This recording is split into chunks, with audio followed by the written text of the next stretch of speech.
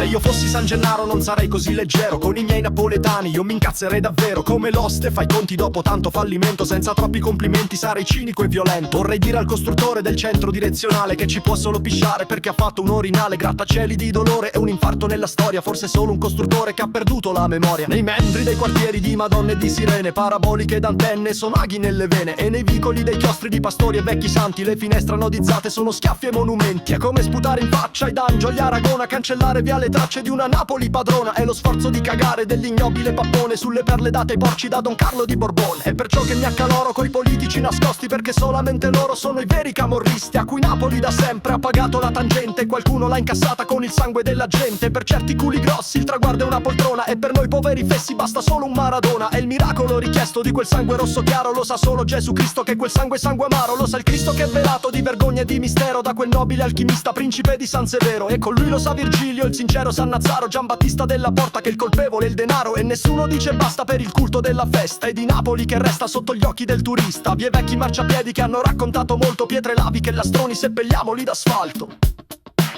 L'appalto.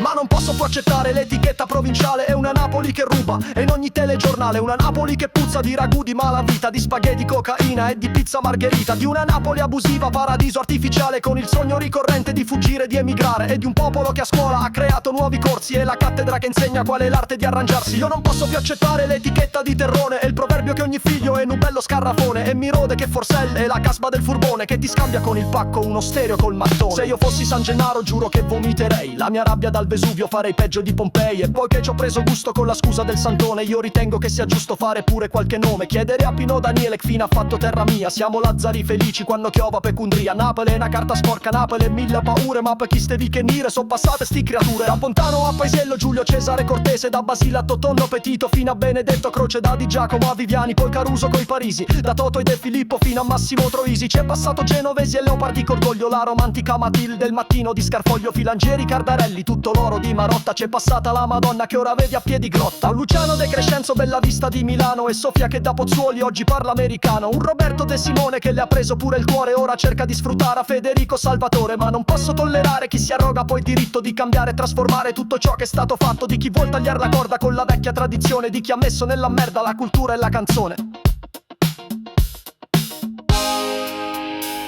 Io non posso sopportare che un signore nato a Foggia porta Napoli nel mondo e la stampa lo incoraggia, e che il critico ha concesso al neomelodico l'evento di buttare in fondo al cesso Napoli del Novecento. Perché ancora io ci credo e mi incazzo, ve lo giuro, che Posillipo e Toledo li divide un vecchio muro, come quello di Berlino che ci spacca in due metà. Uno è figlio Buchino, l'altro è figlio e papà. Se io fossi San Gennaro giuro che mi vestirei Pulcinella Che Guevara e dal cielo scenderei per gridare alla mia gente tutto ciò che mi fa male, e finire da innocente pure io a Poggio Reale. Perché come Gennarino sono vecchio in fondo al cuore, la speranza Iervolino può lenire il mio dolore. Io ho capito che la vita è solo un viaggio di ritorno, che domani è già finito e che ieri è un nuovo giorno. Sembra un gioco di parole ma mi sento più sicuro, coi progetti dal passato e i ricordi del futuro. E alla fine del mio viaggio chiedo a Napoli perdono se ho cercato con coraggio di restare come sono.